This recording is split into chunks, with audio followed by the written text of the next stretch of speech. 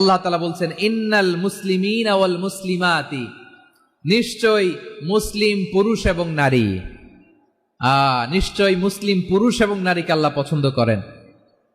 আমরা মুসলিম না সবাই এখানে? আওয়াজ করে বলেন আমরা মুসলিম কিনা? মুসলিমিন ওয়াল মুসলিমাত, মুসলিম পুরুষ এবং নারীকে আল্লাহ পছন্দ করেন। ইসলাম মানে হচ্ছে আত্মসমর্পণ করা, সারেন্ডার করা। ইসলাম মানে সারেন্ডার করা কার সামনে? আল্লাহর ইচ্ছার সামনে, আল্লাহর আদেশের সামনে, আল্লাহর আইনের সামনে আত্মসমর্পণের সারেন্ডারের নামই হচ্ছে ইসলাম। চিল্লায় বলেন ঠিক কিনা? কেউ যখন নিজেকে মুসলিম বলে দাবি করে, তখন আল্লাহর কোন বিধান আসলে, আল্লাহর কোন আইন তার সামনে আসলে সেটা মানবো কি মানবো না এমন কথা বলার তার সুযোগ নাই, মানতেই তাকে হবে। আওয়াজ করে বলেন ঠিক কিনা? এই আয়াতের পরেই আল্লাহ বলছেন ওয়ামা কানা লি মুমিনিন ওয়ালা মুমিনাতিন ইযা কাদাল্লাহু ওয়া রাসূলুহু আমরান আন ইয়াকুনা লাহুমুল খিয়ারাতু মিন আমরিহিম। আল্লাহর পক্ষ থেকে কোন বিশ্বাসী নারী পুরুষের সামনে যখন কোনো বিধান আসে, কোনো আইন আসে, তখন সে আইন সে মানবে না এমন কোন অপশন তার নাই। মানলেও হবে, না মানলেও হবে, এমন কোন অপশন আছে নাকি বলেন? এমন কোন অপশন নাই। আল্লাহর আদেশ আসার সাথে সাথেই সেটার সামনে আমরা সারেন্ডার। ঠিক কিনা বলেন? আল্লাহর আদেশ আসলেই সারেন্ডার, আল্লাহর কথা আসলেই সারেন্ডার। এখানে আমার কথা চলবে? আওয়াজ করে বলেন আল্লাহর আদেশের সামনে আমার নিজের কোনো ইচ্ছা আছে? আমার কোনো কথা আছে? যারা আল্লাহর আদেশের সামনে নিজেকে সঁপে দেয়, যারা আল্লাহর আদেশের সামনে নিজের ইচ্ছাকে বিসর্জন দেয়, যারা আল্লাহর বিধানের সামনে নিজের কথা, খায়েশ সবকিছুকে স্যাক্রিফাইস করে, তারাই হচ্ছে মুসলিম। সুবহানাল্লাহ বলেন।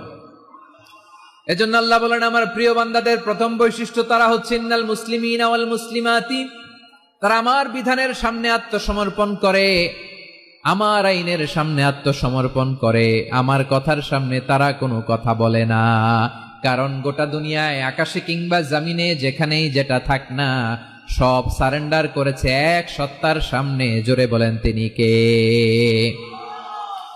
রব্বুল আলামিন বলেন ওয়ালাহু আসলামা মান ফিস সামাওয়াতি ওয়াল আরদি তাওআন ওয়া কারহা ওয়া ইলাইহি ইউরজাউন। আকাশ কিংবা জমিনে যেখানেই যেটা থাকে না, সব কিছু সারেন্ডার করেছে একজনের সামনে। আওয়াজ করে বলতে হবে তিনি কে?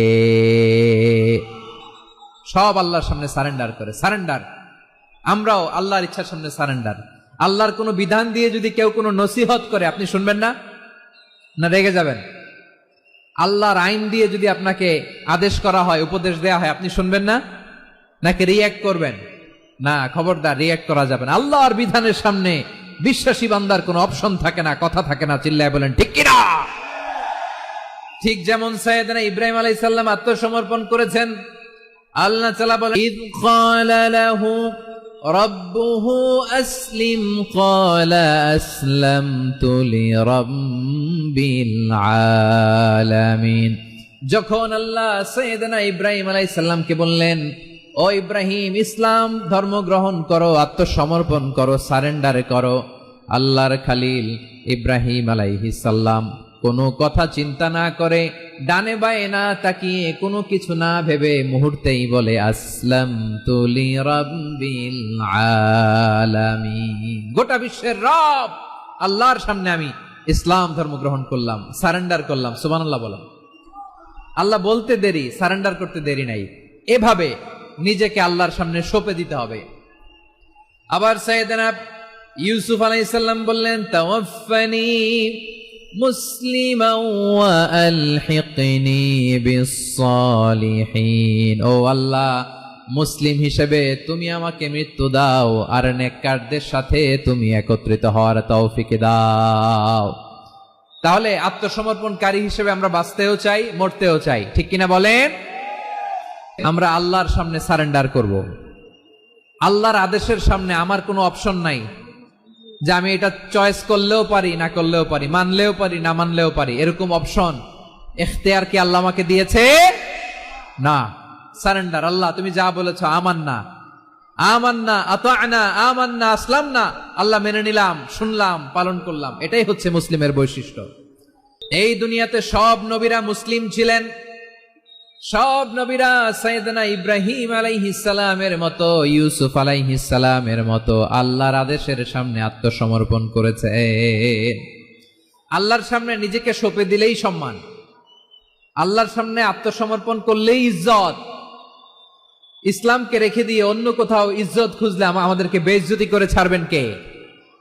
এজন্য ওমর ফারুক রাদিয়াল্লাহু তাআলা আনহু বলতেন, নাহনু কওমুন আ'আজ্জানাল্লাহু বিল ইসলাম ফাইন বিতাগাইনাল ইজ্জাতা বিগাইরিহি আদাল্লানাল্লাহ। আমরা এমন জাতি, যে জাতিকে আল্লাহ তাআলা ইসলামের মাধ্যমে সম্মানিত করেছেন। ইসলাম ছাড়া অন্য কোথাও যদি আমরা সম্মান খুঁজি, আমাদেরকে বেইজ্জত করবেন কে? আমাদের সম্মান ইসলামে।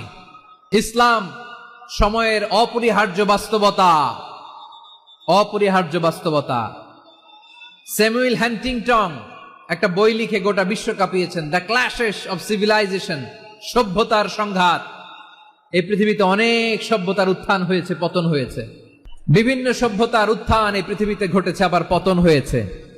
এই পৃথিবীতে এসেছে আর্য সভ্যতা, বৈদিক সভ্যতা, মেসোপটেমীয় সভ্যতা, মহেঞ্জোদারো সভ্যতা, সিন্ধু সভ্যতা, অনেক সভ্যতা। এখন চলতেছে পাশ্চাত্যের ডোমিনেশন, তারা এখন সুপার পাওয়ার। স্যামুয়েল হান্টিংটন বলে, এক সভ্যতা, এক সুপার পাওয়ার বেশি দিন প্রভাব খাটাতে পারে না। এই পাশ্চাত্যের এই সভ্যতারও একদিন কবর রচিত হবে, এটাও একদিন নিচে নামতে বাধ্য হবে। এরপরে এমন এক সভ্যতা দাঁড়াবে, যে সভ্যতার পতাকার মধ্যে থাকবে লেখা লা ইলাহা ইল্লাল্লাহ। ওই সভ্যতার পতন পৃথিবীর কেউ করতে পারবে না। চিল্লায় বলেন ঠিক কিনা?